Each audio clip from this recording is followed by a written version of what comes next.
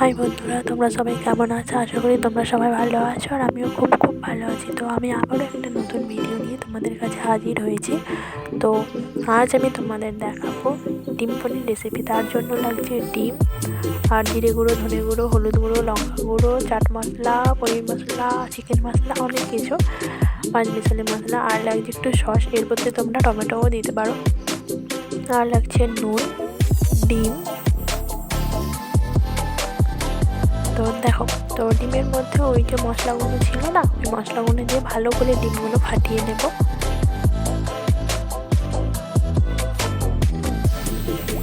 ততক্ষণ পর্যন্ত ফেটাতে থাকবো ডিমটা, যতক্ষণ না পর্যন্ত সব যে মশলাগুলো ডিমের সাথে না মিশে।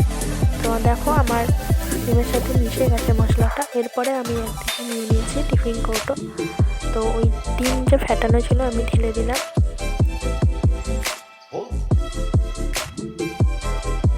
ওর মধ্যে একটু তোমরা চাইলে পেঁয়াজ আর কাঁচা লঙ্কা দিতে পারো। তো আমি একটু পেঁয়াজ দিয়েছি। তো অন্যদিকে কড়াইয়ে আমি একটু জল গরম করে নিয়েছি, তার মধ্যে ওটাকে বসিয়ে দিলাম। অন্যদিকে পেঁয়াজ বাটা, টমেটো বাটা, আচ্ছা, আদা, রসুন আর লঙ্কা একটু থেতো করে রাখা আছে, আর রাখছে কাঁচা লঙ্কা কুচি, আর লাগছে ধনে পাতা কুচি। তো দেখো, এদিকে আমার ডিম পনির রেডি। এগুলোকে আমি এবার কেটে নেব। তো তোমরা দেখতে পাচ্ছ বন্ধুরা, আমি কেটে নিয়েছি। অন্যদিকে কড়াইয়ে একটু তেল দিয়ে দিলাম, আর ওই তেলের মধ্যে ওই যে ডিম পনিরগুলোকে আমি দিয়ে দেবো। ওটা আমি ততক্ষণ পর্যন্ত নাড়তে থাকবো যতক্ষণ পর্যন্ত একটু লাল হয়ে না যায়। তো এখন এবার আমি ওইগুলোকে তুলে নেব। তুলে নেওয়ার পরে আমি আবারও কড়াইতে একটু তেল দিয়ে দিলাম। তেল দেওয়ার পরে ওই যে পেঁয়াজ বাটা আর টমেটো বাটা ছিল, ওগুলোকে আমি কড়াই দিয়ে দিলাম। দেওয়ার পরে ভালো করে নাড়াচাড়া করিয়ে নেবো ততক্ষণ পর্যন্ত যতক্ষণ টমেটো আর পেঁয়াজের কাঁচা গন্ধটা না যায়।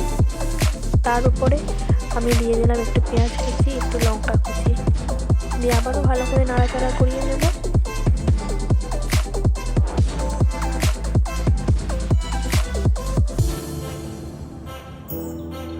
তো দেখো বন্ধুরা, আমি ভালো করে নাড়াচাড়া করিয়ে নিচ্ছি। তারপরে দিয়ে দেবো একটু হলুদ গুঁড়ো, একটু জিরে গুঁড়ো, একটু ধনে গুঁড়ো, আর দিয়ে দেবো একটু জল।